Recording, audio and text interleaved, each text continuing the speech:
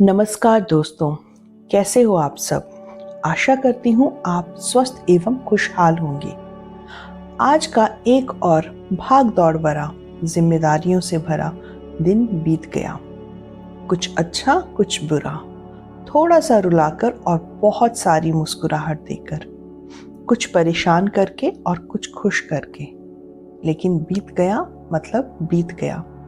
अब उस बीते समय की चिंता को छोड़कर समय है आराम करने का, अपने मन को शांत करने का, शरीर को आराम देने का और आने वाले सुनहरे आशाओं से भरे दिन के लिए खुद को तैयार करने का।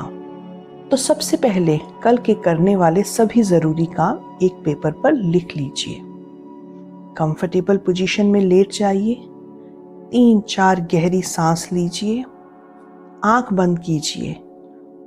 उस ईश्वर का आज हम धन्यवाद करेंगे उन 5 चीज़ों के लिए जिनके लिए आप आभारी हैं और जिन्हें देखते ही आपके चेहरे पर मुस्कुराहट आ जाती है। वो आपके पिता की आंखों की चमक हो सकती है जो आपकी तरक्की को देखकर उनकी आंखों में उभर आ सकती है। वो छोटा सा गुलाब का फूल भी हो सकता है जिसका पौधा आपने 2 हफ्ते पहले लगाया था और आज आपकी मेहनत के परिणाम स्वरूप उसमें वो गुलाब का फूल खिल गया, जिसे देखकर आज सारा दिन आपके चेहरे पर मुस्कुराहट रही। तो वो कोई भी 5 चीज़ें याद कीजिए और मुस्कुराहट के साथ आंख बंद करके उस ईश्वर को इन चीज़ों के लिए धन्यवाद दीजिए। खुद को रिलैक्स कीजिए। तो चलिए आज सुनते हैं विश्व प्रसिद्ध लेखिका डॉक्टर पुष्पा सक्सेना जी द्वारा रचित कहानी सविता का शिव। ऑफिस से बड़े बाबू कैलाश वर्मा के अचानक हार्ट फेल से मृत्यु की सूचना ने उनकी वृद्धा मां और एकमात्र बेटी सविता पर मानो वज्रपात सा कर दिया। बेटे के निधन की सूचना से वृद्धा मां हाहाकार कर उठी। भगवान ने उसका एकमात्र सहारा भी वो भी छीन लिया था। अचानक ही पोती सविता के चित्कार और रुदन से मानो वह जाग सी गई।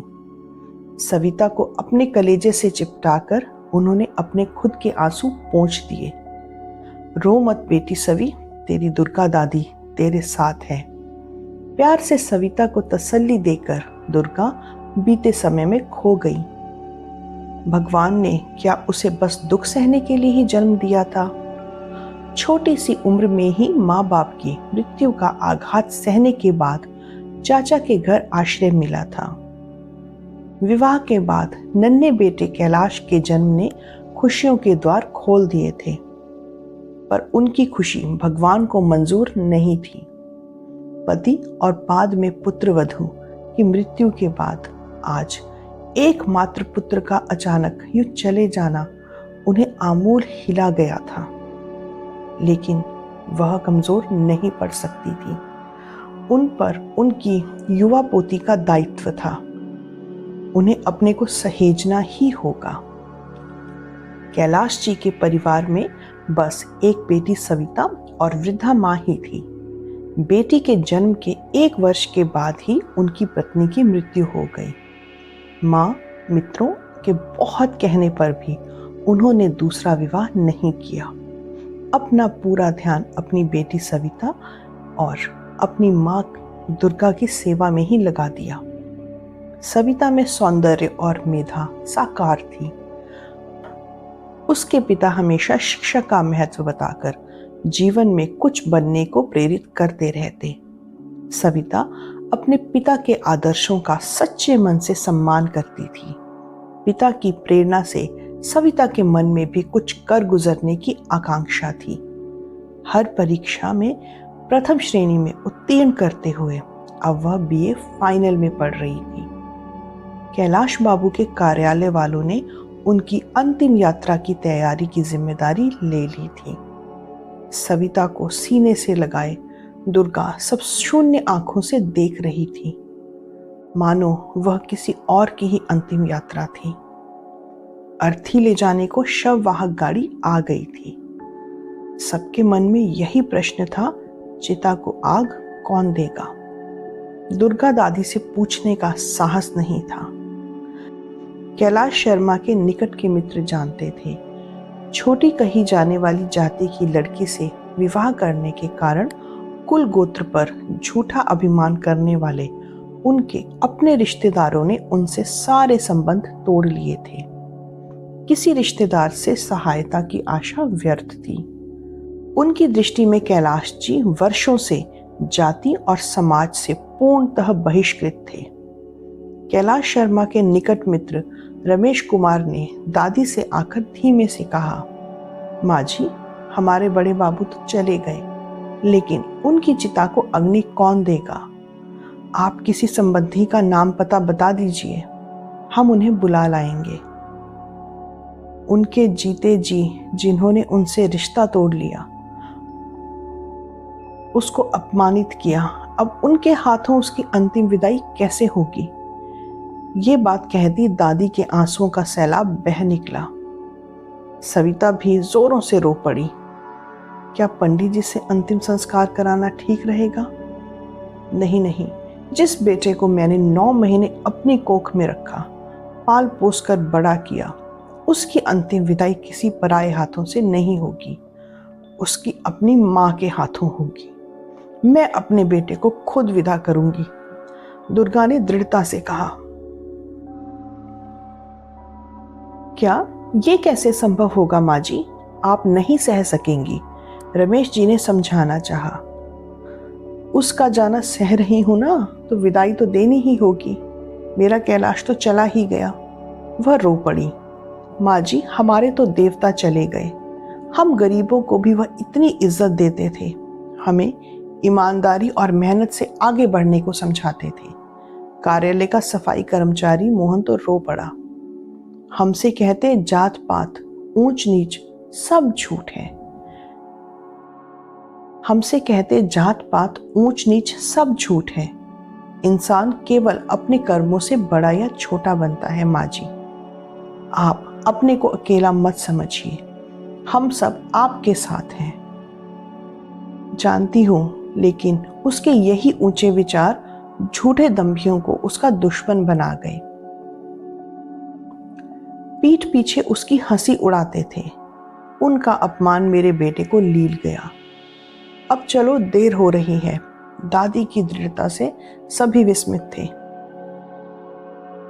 कमला बहन, मेरे वापिस आने तक मेरी सभी को अपने साथ रखना।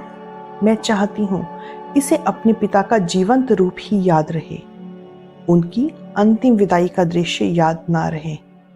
सविता को साथ आते देख दादी ने उसे रोककर पड़ोसिन कमला मौसी से कहा था। शववाहक गाड़ी में कैलाश शर्मा का शव रखा जा चुका था। रमेश कुमार और कुछ अन्य लोगों ने दादी के साथ वाहन में बैठ गए और दादी अपने बेटे के सिर के निकट बैठ गई। प्यार से बेटे के बाल संवारती बोली, अपनी माँ को छोड़कर कैसे चला गया? अब हम किसके सहारे जिएंगे? एक बार भी नहीं सोचा तूने? बेटे का माथा प्यार से चूमती माँ बिलख उठी। सबकी आंखें नम हो गई। सजी चिता पर निष्प्राण शरीर रखा जा चुका था। पंडित जी ने मंत्रोच्चार के साथ शव को अग्नि को समर्पित करने को कहा तो लोग स्तब्ध थे। दुर्गा ने हाथ जोड़कर कहा, हमारा नाता बस इतने ही दिनों का था, अब इसके आगे की यात्रा तुझे अकेले ही करनी है। तेरी माँ तेरे साथ नहीं होगी, पर राह में कोई कंटक ना आए, इसकी प्रार्थना करती रहेगी। जा बेटा, तेरी माँ तुझे अंतिम विदाई दे रही है। कहते हुए दुर्गा ने चिता को प्रज्वलित कर दिया। धू धू करती चिता को देखती दुर्गा वहीं धरती पर निष्प्राण सी बैठ गई।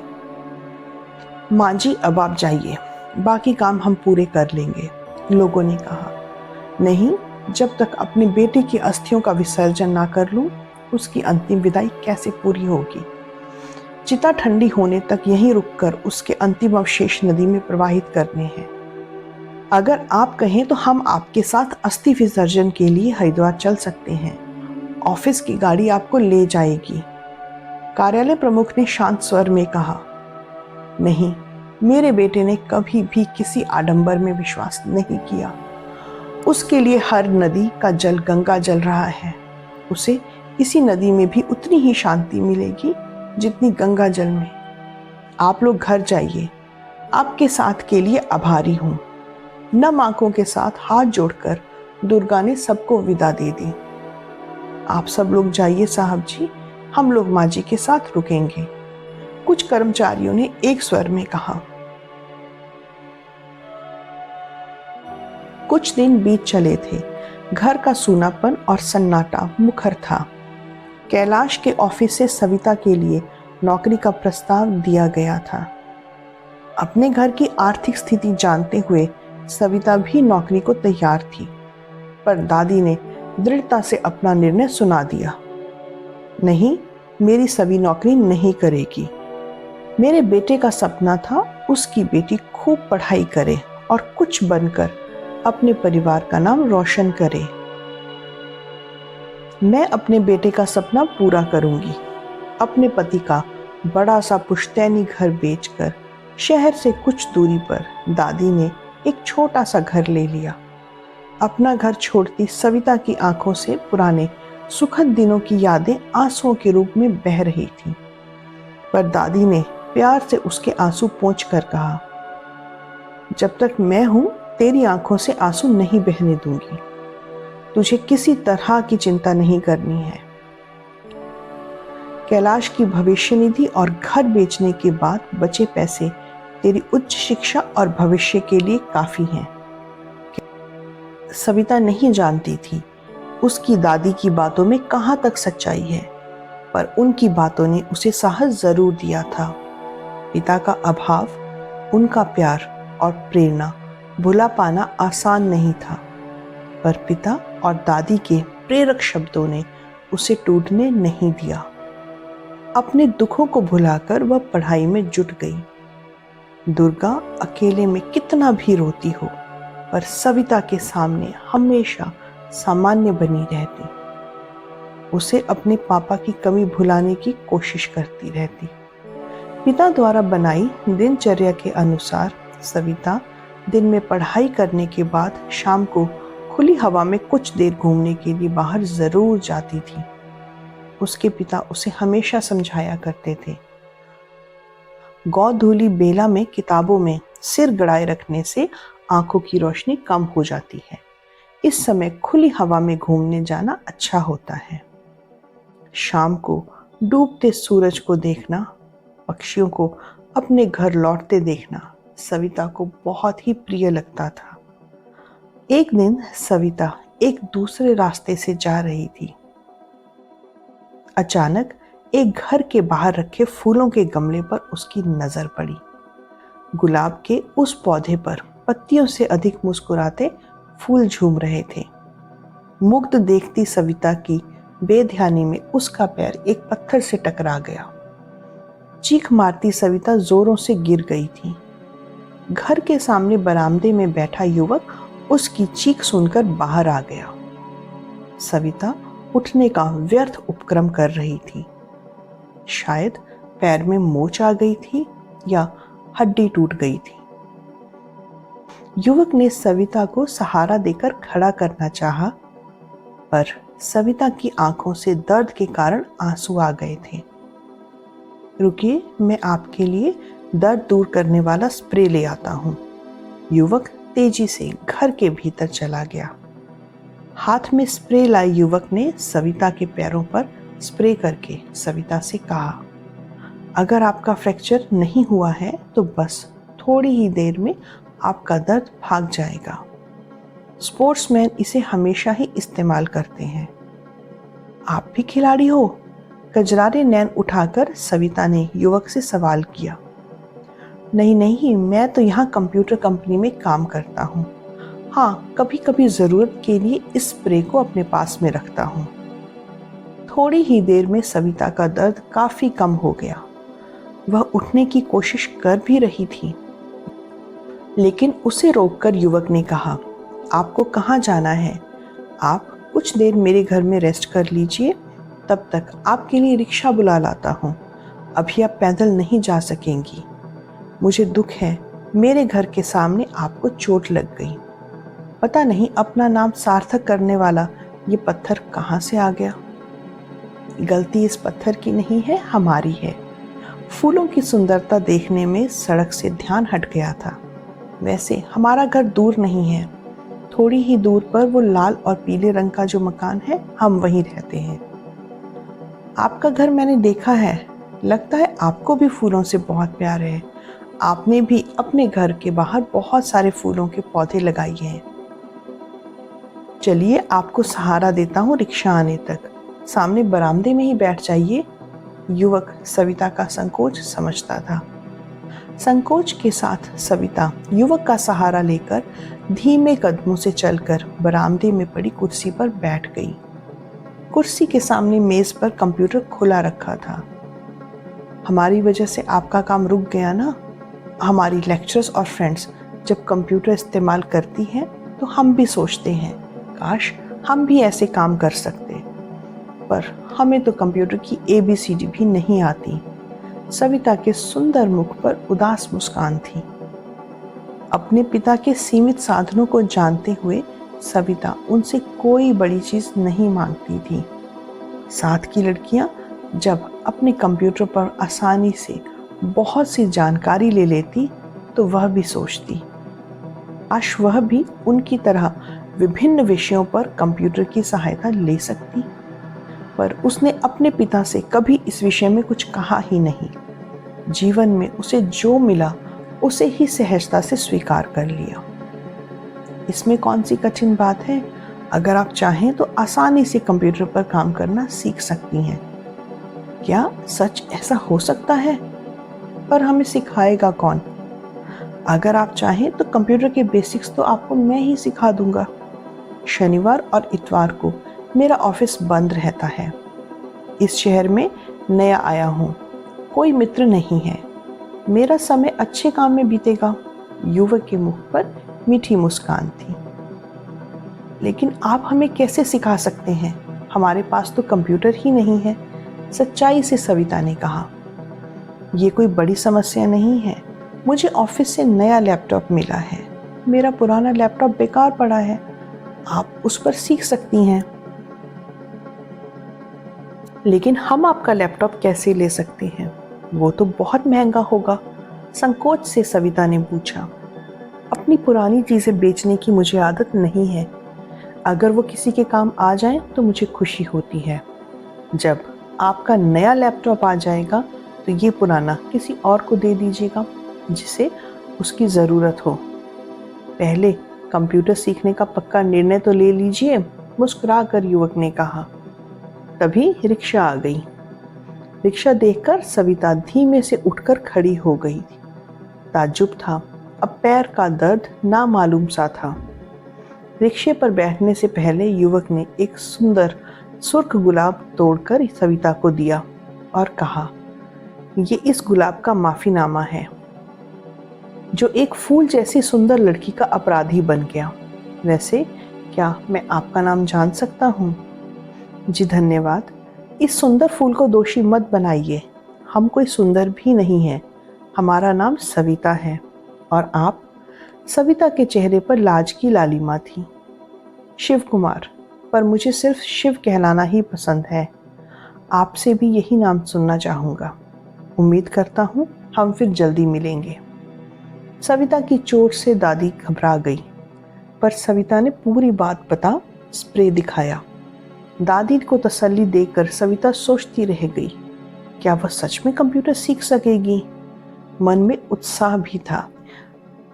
दूसरे दिन सविता ने दादी को अपने कंप्यूटर सीखने की इच्छा बताकर कहा था, दादी हम कंप्यूटर सीखना चाहते हैं। आज की दुनिया में कंप्यूटर का प्रयोग बहुत ज़रूरी है। आगे भी वो हमारे काम आएगा। कल जिन शिव कुमार से मिली थी वह सिखाने को तैयार हैं। ये तो बहुत अच्छी बात है कि तू आगे पढ़ना चाहती है, कुछ सीखना चाहती है, पर ऐसे ही किसी अनजान इंसान पर भरोसा करना ठीक नहीं होता। तू बहुत भोली है। उससे पहले मुझे उससे मिलना होगा। ठीक है दादी, उनसे कहेंगे, वह आकर मिल जाएंगे। कल शनिवार है, वह आ सकते हैं। नहीं नहीं बेटी, ये हमारा काम है, हम खुद उसके घर चलेंगे। थैंक्स दादी, तुम बहुत प्यारी हो। खुशी से दादी के गले से लिपटकर सविता बोली। सवेरे की प्रतीक्षा में सविता को नींद आनी मुश्किल थी। पता नहीं शिव कुमार से मिलकर दादी क्या फैसला लेंगी। वैसे तो वो बहुत अच्छे इंसान हैं। सुबह जल्दी तैयार होकर सविता दादी की प्रतीक्षा कर रही थी। दादी के साथ शिव के घर पहुंचे। बंद दरवाजे की बेल बजाने पर एक छोटे से लड़के ने द्वार खोला। आप कौन हैं? किन से मिलना है? लड़के ने पूछा। कौन है राजू? आवाज सुनकर शिव स्वयं दरवाजे पर आ गया था। अरे आप, अचानक, पैर तो ठीक है आपका? शिव घबरा सा गया। हाँ, हमारा पैर बिल्कुल ठीक है। ये हमारी दादी हैं, आपसे मिलकर बात करना चाहती थी और हमें आपका स्प्रे भी लौटाना था। ओह, स्प्रे लौटाने की तो कोई ज़रूरत नहीं थी। आइए। दादी को प्रणाम कर दोनों के घर के भीतर आने की राह देता शिव पीछे हट गया। कमरे में एक बेंत का सोफा, 4 कुर्सियां और मेज थी। अलमारी में किताबें सजी हुई थी। सबके बैठ जाने पर शिव ने लड़के को राजू कहकर पानी लाने की आवाज दी।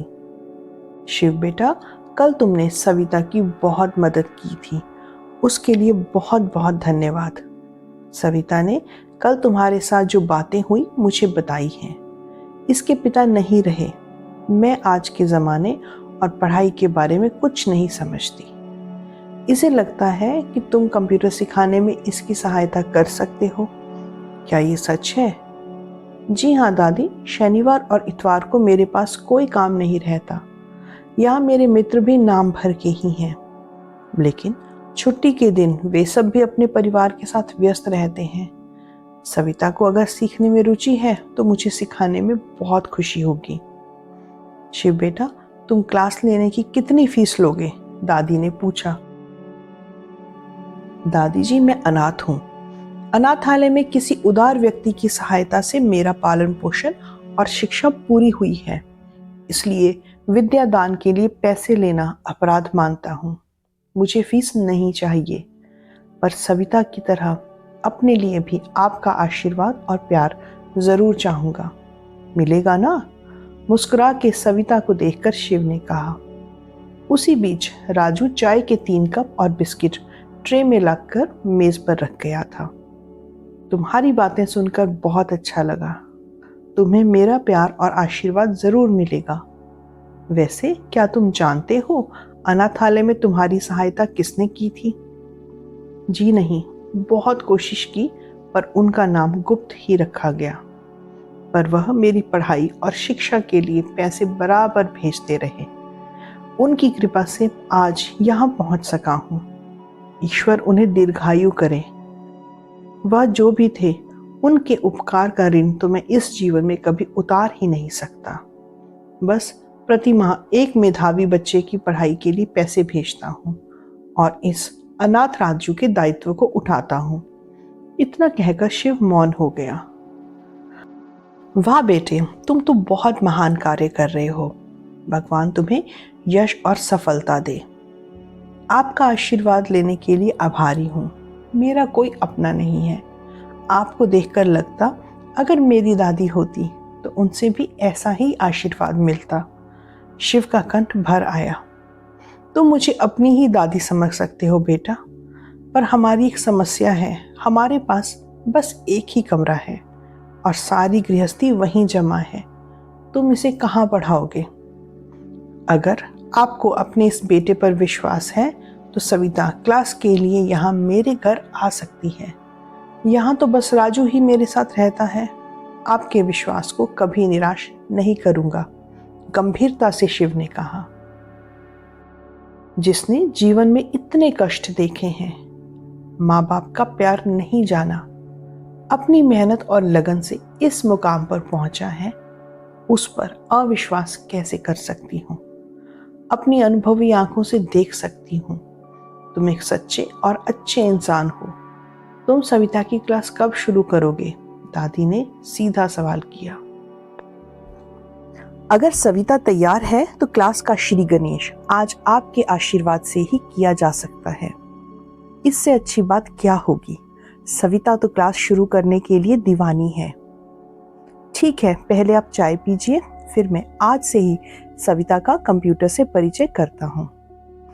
दादी ने कहा मुझे घर जाना होगा, कुछ जरूरी क्लास निपटाने हैं। क्लास खत्म करके सविता स्वयं घर आ जाएगी। मेरा आशीर्वाद हमेशा तुम्हारे साथ रहेगा। दादी उठ खड़ी हुई। दादी को द्वार तक छोड़कर शिव ने अलमारी से तुरंत ही अपना पुराना लैपटॉप निकाला और उसे चार्जिंग पर लगा दिया।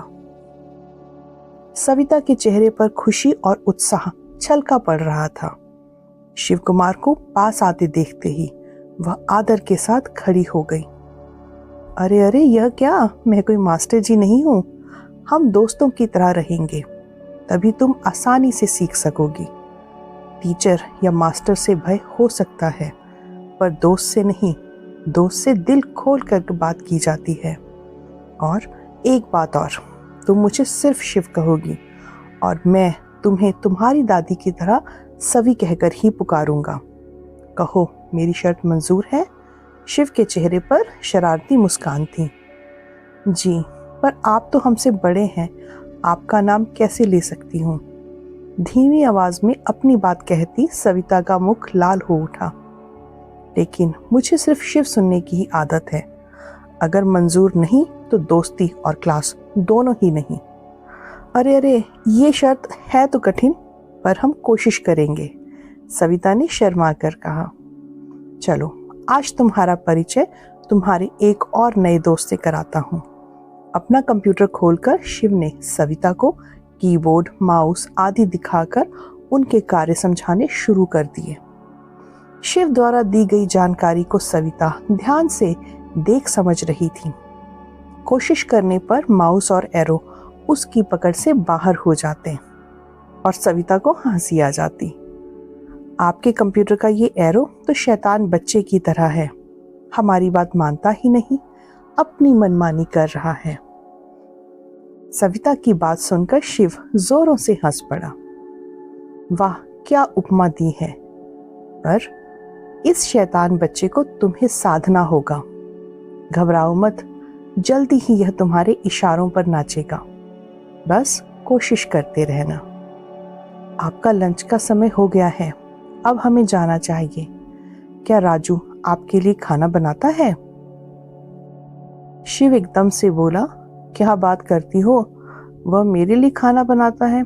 नहीं, खाना तो मुझे उसके लिए बनाना पड़ता है, या खाना बाहर से मंगाना पड़ता है। हाँ, वैसे कभी कभी नूडल्स उबाल लेता हूँ या कच्चा पक्का कुछ बना लेता हूँ। हम दोनों के लिए काफ़ी है, हमारा गुजारा हो जाता है। शिव के शब्दों में राजू के लिए स्नेह था। आप दोनों हमारे यहाँ खाना क्यों नहीं खा लेते? हम दादी से कहेंगे, दादी को भी बहुत खुशी होगी। नहीं, तुम ऐसा बिल्कुल नहीं कहोगी। जिस दिन दादी पर वैसा अधिकार पा गया तो अपने आप सब कुछ मांग लूंगा, पर अभी नहीं। शिव ने कीबोर्ड की सहायता से कुछ शब्द लिखकर दिखाए तो सविता की आंखें चमक उठी। शिव की मदद से जब स्वयं कुछ शब्द टाइप किए तो उसकी खुशी का ठिकाना ही नहीं रहा। उसे ऐसा लगा मानो उसने सब सीख लिया हो। उसकी खुशी चेहरे को और भी कमनीय बना गई थी। शिव उसे मुग्ध देखता ही रह गया। आज के लिए इतना ही काफी है। घर में सब कुछ एक बार फिर से दोहरा लेना। अब तुम्हें राजू घर छोड़ आएगा। अचानक ही शिव जाने को खड़ा हो गया। घर में सविता उत्साह के साथ अपनी दादी को पहले दिन की कामयाबी के बारे में बता रही थी। दादी ने उसे रोककर प्यार से कहा, अब कंप्यूटर की दीवानगी में खाना पीना भी भूल जाएगी क्या? अभी तक तेरे इंतजार में मैं भी भूखी बैठी हूँ। सॉरी दादी, सविता प्यार से दादी के गले लग गई। क्यों, तुमने आज अपना पाठ दोहरा लिया है या फिर पनिशमेंट चाहिए? दूसरे दिन सविता के आने पर शिव ने पूछा। जी नहीं, हमने सब याद कर लिया है, भोलेपन से सविता बोली। वाह, तब तो तुम्हें इनाम मिलना चाहिए। शिव ने एक पीला गुलाब सविता को थमाया था। अरे ये कितना सुंदर है, जैसे सोने का बना होता है। उस दिन इसे देखा नहीं था। सविता मुग्ध थी। आज ये पहली बार खिला है, इसलिए इस पर किसी विशेष व्यक्ति का ही अधिकार था। विशेष व्यक्ति? लेकिन हम विशेष कैसे हो गए? वैसे भी इसे कुछ दिन और अपने जन्मदाता की गोद में मुस्कुराने देते तो ज्यादा अच्छा होता। अब ये सूख जाएगा। सविता ने प्यार भरी नजर फूल पर डालकर संजीदगी से कहा। अरे अरे, मुझे नहीं पता था कि मैं एक फूल का अपराधी बन जाऊंगा। कहिए क्या सजा देंगी? शिव ने शरारत से कहा। हम आपको सजा कैसे दे सकते हैं? विस्मित सविता बोली। एक बात याद रखना, अगर हमें सच्चे दोस्त बनना है तो गलती करने वाले दोस्त को दूसरे दोस्त को सजा देने का पूरा अधिकार होता है, शिव ने गंभीरता से कहा। हम सोचते हैं आप अपना इतना समय हमें दे रहे हैं, उतने समय में आप अपना कोई और फायदे का काम कर सकते हैं। हम आपका समय ले रहे हैं और बदले में कुछ भी नहीं दे रहे हैं। वही काम कर रहा हूं। अब आगे कुछ सीखना है तो शुरू करें। शिव ने अपना लैपटॉप खोल लिया। शिव की गंभीर मुद्रा से सविता जैसे डर गई। उदास मुख के साथ शिव को बता रहा था, वह सुनती और नोट करती रही। अचानक उसके डरे हुए मुख को देखकर शिव ठठाकर हंस पड़ा। क्यों, डरा दिया ना? इसीलिए तो पहले दिन ही कहा था कि हम दोस्त हैं। तुम्हारे टीचर बनकर अपने दोनों के बीच में दूरी नहीं लाना चाहता। अपने स्कूल के दिनों का एक मजेदार किस्सा सुनाता हूँ।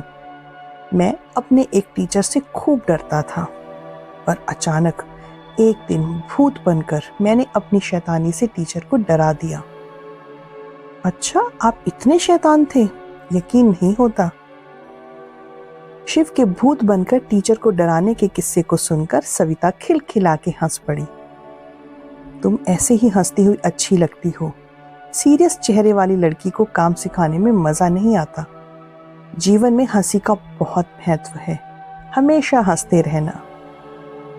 घर में भी सविता बहुत देर तक शिव की बातें मन ही मन दोहराती रहती। अचानक उसका मूड अच्छा हो गया। इससे पहले उसने अपने लिए कभी भी ऐसी बातें नहीं सुनी थी। कंप्यूटर सीखने के चक्कर में कभी अपनी पढ़ाई नेग्लेक्ट मत कर देना। 2 महीने के बाद फाइनल एग्जाम्स हैं। फर्स्ट डिवीजन लाओगी तो यूनिवर्सिटी में एडमिशन आराम से हो जाएगा, शिव ने सलाह दी। जी, हम पूरी मेहनत कर रहे हैं, आपको बिल्कुल भी निराश नहीं करेंगे।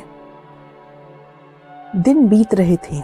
शिव के साथ सविता बहुत सहजता से बातें कर लेती थी। अक्सर दोनों ही अपने अपने जीवन की खट्टी मीठी बातें भी शेयर कर लेते। दोनों अब मित्र बन चुके थे। अक्सर शिव अनाथालय के अपने एकाकी जीवन की बातें सुनाकर अपनी उदासी से सविता को भी उदास कर देता था। काश सविता के पिता की तरह उसे भी अपने पिता का स्नेह मिल पाता। उनके ना रहने पर भी स्मृति में तो पिता हमेशा साथ रहते हैं। वैसे दादी कभी कभार शिव को बुलाकर प्यार से उसका मनपसंद खाना खिलाती और राजू के लिए भी पैक करके भेज देती। सविता और दादी के साथ शिव को अपने आप में पूर्णता नजर आती और शिव के साथ सविता का मन भी खिल उठता। एक दिन राजू ने आकर बताया, पिछले 2 दिनों से शिव को तेज बुखार था। ठीक से बात भी नहीं कर पा रहे थे। शिव की बीमारी की बात ने सविता को बेचैन कर दिया। दादी ने सुना तो निर्णय लेने में देरी नहीं की। शिव तुझे बिना कोई फीस लिए अपना समय देता है। वह यहाँ अकेला है। यहाँ क्या, वो तो पूरी दुनिया में अकेला है। इस वक्त हमें उसकी मदद करनी चाहिए। हम दोनों शिव के घर चलकर उसकी देखभाल कर सकते हैं। हमें नहीं भूलना चाहिए कि मुश्किल के समय कभी हमारी भी किसी ने मदद की थी। तुम बहुत अच्छी हो दादी। ऐसा करते हैं, उनके लिए कुछ खाने का सामान और फल भी साथ ले लेते हैं। दादी के साथ जब शिव के घर पहुंची तो उसकी स्थिति ने सविता को द्रवित कर दिया। शिव का हंसता हुआ चेहरा ज्वर की तेजी से कुम्हला गया था। एकाकी बच्चे की तरह निरीह शिव को देखकर सविता का मन भर आया। राजू ने बताया, साहब ने कल रात सामने से चाय मंगाकर पी है, कुछ खाया भी नहीं, और हमें तो खाना बनाना आता भी नहीं। दादी ने शिव के किचन में अपने साथ लाया सामान सजाकर सबसे पहले शिव के लिए सूजी की खीर बना दी। फिर खीर सविता को देकर कहा, इसे खाने से शिव को ताकत मिलेगी। हम तब तक रसोई ठीक कर लेते हैं, तुम शिव को ये खिला दो। शिव का किचन एक बैचलर के अनुसार अव्यवस्थित था। एक तो डिब्बे गंदे मंदे पड़े थे, उनमें सिर्फ दाल चावल भरा था। दादी पर कृतज्ञ दृष्टि डाल सविता ने शिव को जगाया था। उठिए जनाब, बहुत आराम हो गया। पहले दादी की बनाई मीठी खीर खाइए, फिर कड़वी दवा मिलेगी। दादी के नाम से शिव सजग हो गया। हाँ, सविता ने यही तो कहा है, तभी तो दादी भी आई हैं। कैसा मन है बेटा? अब डरने की कोई बात नहीं है, हम आ गए हैं, तुम जल्दी ठीक हो जाओगे, दादी ने प्यार से कहा।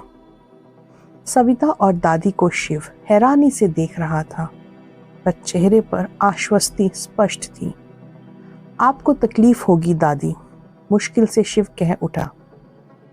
अरे नहीं, अपने बेटे के घर में कैसी तकलीफ? आप चुपचाप बैठो और जल्दी से खीर खाकर बताओ कैसी बनी है, उसके बाद मैं तुम्हारे खाने के लिए खिचड़ी बनाती हूँ, कहती हुई दादी किचन में चली गई। कुछ खाने से ताकत आएगी, आप प्लीज 1-2 चम्मच खा लीजिए। ज्वर की तेजी के कारण मुश्किल से पूरी आंखें खोल सविता को देख शिव के चेहरे पर रंग आ गया था। तू मुझे छोड़कर मत जाना, उसकी आवाज जैसे कहीं गहरे से आ रही थी। नहीं जाऊंगी, पर पहले ये खीर खानी होगी, चम्मच शिव के मुंह की तरफ बढ़ाकर सविता ने कहा। भोले बच्चे की तरह शिव ने चुपचाप मुंह खोलकर खीर खा ली। 2-3 चम्मच के बाद शिव ने और लेने से मना कर दिया। सविता ने राजू से पूछा, तेरे साहब ने किस डॉक्टर की दवाई ली है? 2 घर छोड़कर एक डॉक्टर साहब रहते हैं, हम ही जाकर उनसे दवाई ले आए थे। दवाई के नाम पर एस्पिरिन की 3 गोलियां थीं। डॉक्टर के घर का पता पूछकर सविता डॉक्टर के पास जा पहुंची। डॉक्टर साहब, आपके पड़ोसी शिव कुमार बहुत बीमार हैं, प्लीज उन्हें चलकर देख लीजिए।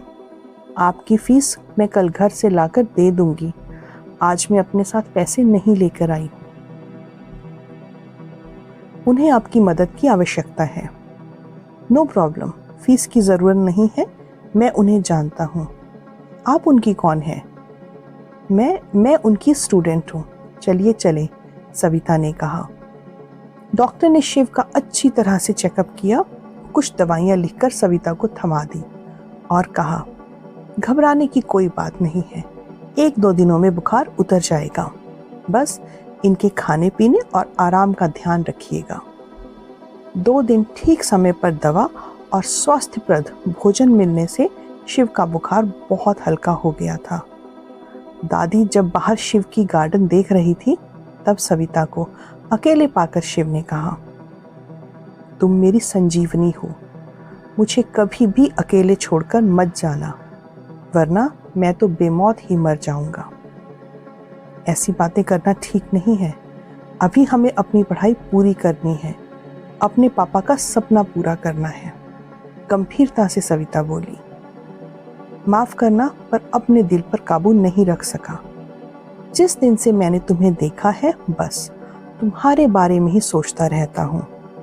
तुम हो ही ऐसी, बुद्धि और सौंदर्य दोनों तुमसे साकार हैं, पर मुझे अपने पर कंट्रोल रखना चाहिए था। भूल गया था, मैं तो तुम्हारे योग्य ही नहीं हूँ।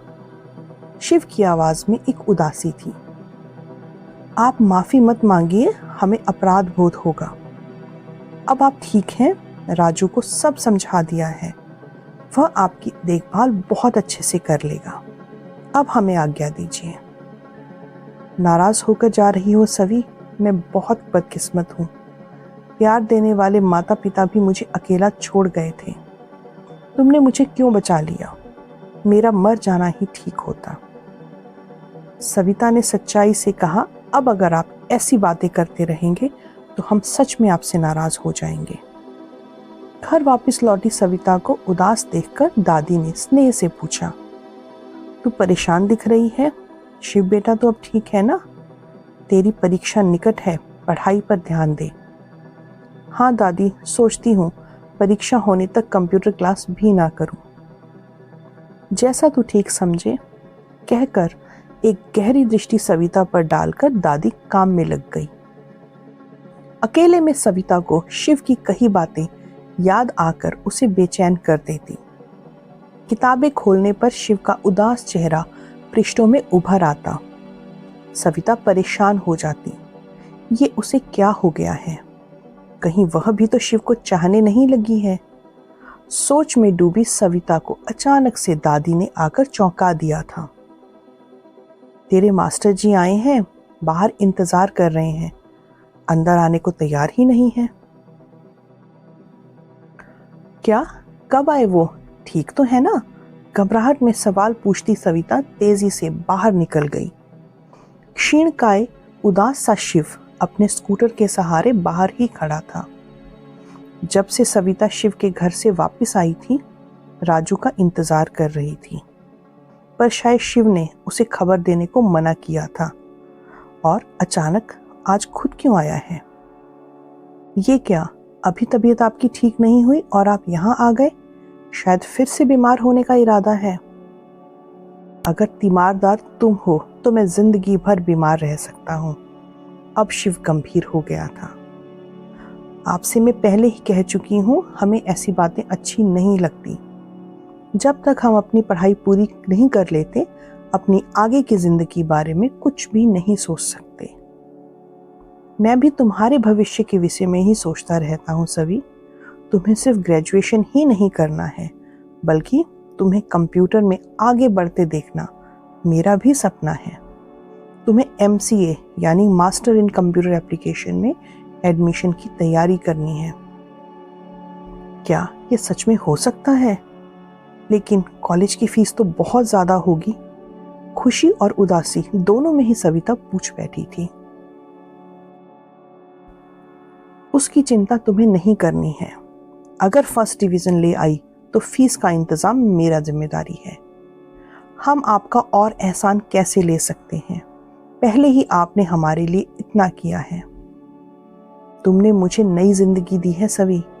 तुमसे मिलने से पहले अपने को अकेला अनाथ इंसान मानता था, पर अब अपने जीवन को पूर्ण मानता हूँ। छोड़ो मेरी बात, तुम नहीं समझोगी। प्रैक्टिस करते रहना। कुछ दिनों के लिए बाहर जा रहा हूँ, लौटकर तुम्हारा टेस्ट लूंगा। बात समाप्त कर शिव स्कूटर स्टार्ट करके चला गया। विस्मित सविता शिव की बातों का अर्थ समझने की असफल कोशिश करती रही। शिव ने कहा है उसे फर्स्ट डिवीजन लानी है। शिव को बुलाकर वह पढ़ने की कोशिश करती, लेकिन शिव की अनुपस्थिति उसे बेचैन कर देती। शिव की हर पल प्रतीक्षा उसे परेशान करती। क्यों वह शिव के बिना अपने आप को अकेली पाती है? शिव जैसे उसके जीवन का आधार बन गया था। उसे अनमनी देख अचानक एक दिन दादी ने पूछ ही लिया, मुझे आजकल शिव की बहुत चिंता रहती है सवी। क्यों दादी, उन्हें क्या हुआ? अब तो वह बिल्कुल ठीक है। उसकी आयु विवाह की है, पर उसके लिए कौन चिंता करेगा? वैसे भी लड़की के विवाह के समय उसके माता पिता लड़के के अलावा उसके परिवार को भी जांचते हैं। लेकिन शिव तो अनाथालय में पड़ा है। उसके विषय में न जाने क्या सोचेंगे। उन्हें उसके जन्म से जुड़ी बातों के विषय में शंका भी तो हो सकती है। ये तो बहुत गलत बात है दादी। शिव जैसे अच्छे इंसान बहुत कम ही होते हैं। पापा तो कहते थे ना, इंसान अपने कर्मों से जाना जाता है, जन्म से नहीं। तुम ही सोचो दादी, अगर तुम नहीं होती तो क्या मुझे भी अनाथालय नहीं जाना पड़ता? हम तो कहते हैं कि वो लड़की बहुत भाग्यवान होगी जिसका नाता शिव के साथ जुड़ेगा। उत्तेजना से सविता का सुंदर चेहरा लाल हो गया। अगर तेरा यही मानना है तो मुझे तेरी बात मानने है। अब दादी के मुख पर हल्की शरारती मुस्कान थी। सविता के मन की बात जान दादी ने मन ही मन शिव को अपने दामाद के रूप में चुन लिया। सविता के विवाह की तैयारी दादी को अकेले ही करनी होगी। ऐसा सोचकर दादी अपने एक पुराने परिचित दुकानदार से बात करने गई थी। उन्हें क्या पता, उसी दुकानदार के जरिए बात कैलाश जी के कुछ रिश्तेदारों तक पहुंच गई।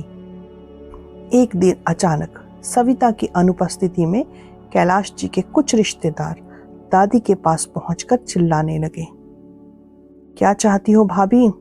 कैलाश भैया तो अपनी एक गलती के कारण चले ही गए, अब उनकी बेटी को कुएं में धकेल रही हो, एक नाजायज अनाथ के साथ उसे बांध रही हो।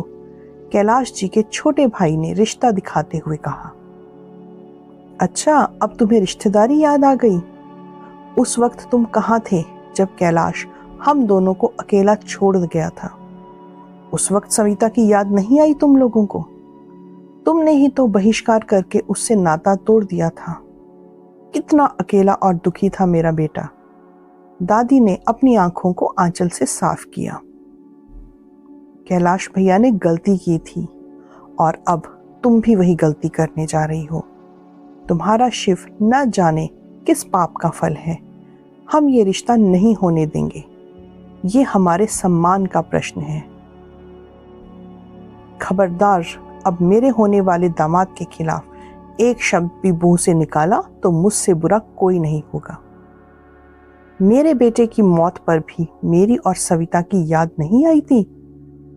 सब समझती हूँ, तुम लोगों की नीयत अब मेरे इस घर और पैसों पर है। सोचते होगे बुढ़िया के मरने के बाद सब कुछ मेरी सविता से आसानी से छीन लोगे, पर भगवान ने हमारी सवि को शिव का साथ दिया है। हम अब अकेले नहीं हैं। निकल जाओ मेरे घर से, वरना मैं पुलिस को बुलाऊंगी। दादी ने हाथ में लाठी उठाकर रौद्र रूप धारण कर लिया था। दादी के उस रूप से वे डर गए और बाहर जाने में ही भलाई समझी। वे लोग भी जानते थे कि दादी की बातों में सच्चाई थी। उनके जाने के बाद दादी ने शांत होकर पानी पिया और इस विषय में सविता से कोई भी बात ना करने का निर्णय लिया। यह भी सोच लिया अब बिना किसी तामझाम के जल्दी ही सविता का विवाह शिव के साथ कर देगी। परीक्षा समाप्त हो गई। सविता को फर्स्ट डिवीजन आने की पूर्ण आशा थी। तभी एक दिन अचानक शिव ने आकर उन्हें चौंका दिया। तुम आ गए शिव? इतने दिन क्यों लगा दिए? कहाँ गए थे? खुशी से उमगती सविता इतना ही पूछ सकी। सच कहो सवी, क्या तुम मुझे मिस कर रही थी? सविता पर सीधी नजर डालकर शिव ने पूछा। हाँ नहीं, सविता हड़बड़ा गई। कोई उत्तर बन ही नहीं पा रहा था उससे।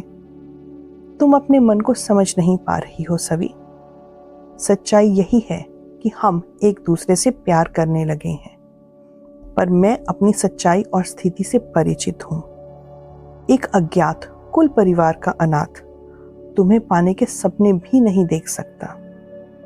तुम मुझे भले ही ना मिल सको, पर आजीवन तुम मेरी प्रेरणा रहोगी।